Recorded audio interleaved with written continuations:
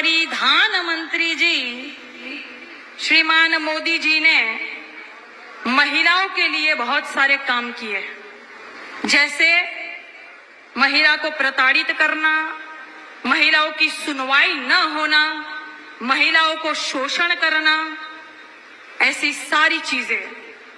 और वो जो ट्रक चला जाता है और उसके पीछे लिखा रहता है बेटी बचाओ बेटी पढ़ाओ, हम मोदी जी तो कहते हैं बेटी बचाओ बेटी पटाओ, ये मोदी जी कहे थे।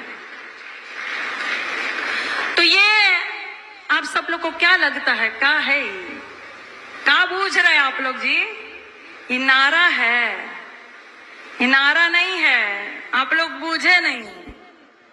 ये मोदी जी की चेतावनी है कि भाजपा की सरकार आ रही है, अपनी अपनी बेटी बचाओ, हमने पढ़ाई लिखाई महंगी कर दी है, अपनी अपनी बेटियों को घर में ही पढ़ाओ, बाहर मत निकालना, क्योंकि भाजपा की सरकार चल रही है। इसीलिए भारतीय जनता पार्टी के एक नेता ने कहा था कि ज्यादातर बेटियां खेतों में क्यों पाई जाती है।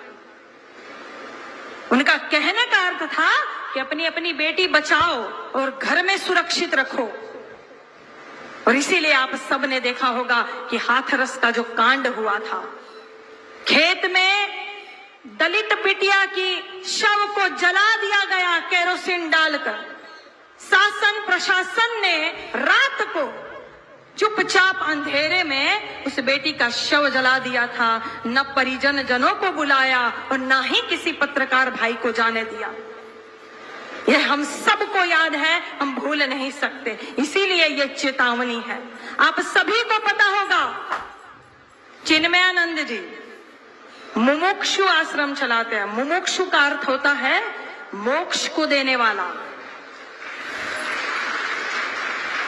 यहां तो मौत को देने वाला है। बिटिया को प्रताड़ित करेंगे भगवा पहनकर, भगवा पहनकर आप बिटिया को प्रताड़ित करेंगे धर्म के आड़ में, और कहेंगे आश्रम चला रहे हैं। तो ये कहते हैं, ये चेतावनी देते हैं कि बेटी बचाओ। बेटियां नारायणी स्वरूप होती है ये महिलाएं, कि अपमान मत करना नारियों का, इनके बल पर जग चलता है, पुरुष जन्म लेकर तो इन्हीं के गोद में पलता है। और ये भारतीय जनता पार्टी वाले लगातार बेटियों का अपमान करते हैं। जैसे मैंने अभी कहा कि भगवा धारण करके राक्षस बन के जो सीता को हरण करते हैं, ये सिर्फ भारतीय जनता पार्टी की सरकार में ही हो सकता है। जैसे आप सबने देखा था कि कोरोना का काल चल रहा था और कानपुर के बालिका गृह में 7 बालिकाएं गर्भवती हो गई थी। कैसे? शासन प्रशासन की मिली भगत नहीं है, अधिकारियों की मिली भगत नहीं है, तो बालिका गृह में 7 बालिकाएं गर्भवती कैसे हो जाती है?